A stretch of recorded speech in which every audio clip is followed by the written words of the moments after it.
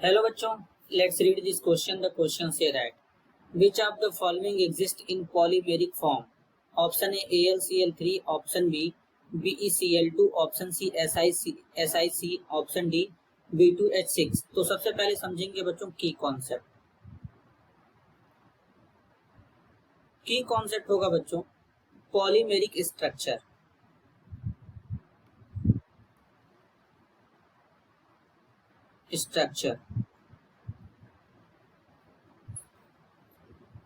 तो सबसे पहले गिवन है AlCl3।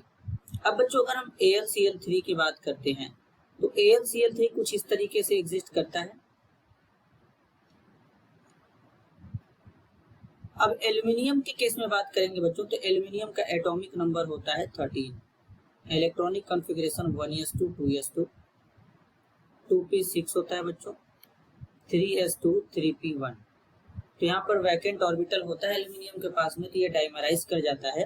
तो AlCl3 डाइमर के फॉर्म में Al2Cl6 के फॉर्म में एग्जिस्ट करता है बच्चों, कुछ इस तरीके से एल्यूमिनियम होता है यहाँ पे।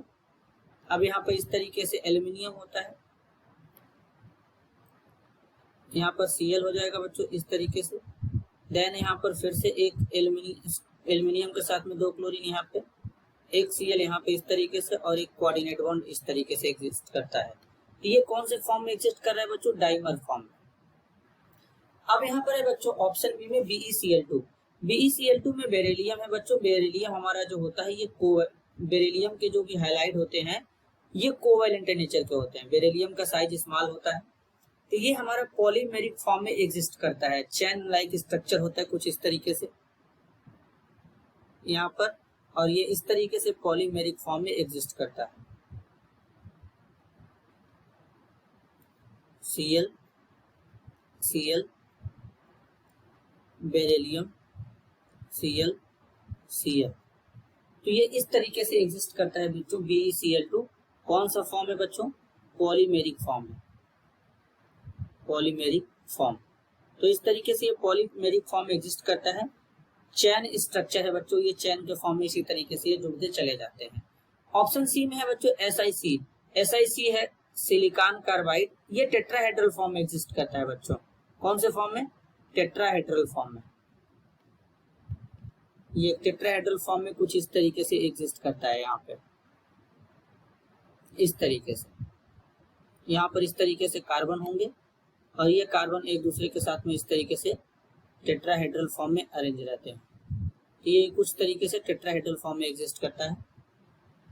नेक्स्ट है बच्चों B2H6। B2H6 जो होता है बच्चों ये भी ब्रिजिंग कंपाउंड है और ये कुछ इस तरीके से ब्रिजिंग फॉर्म में एग्जिस्ट करता है।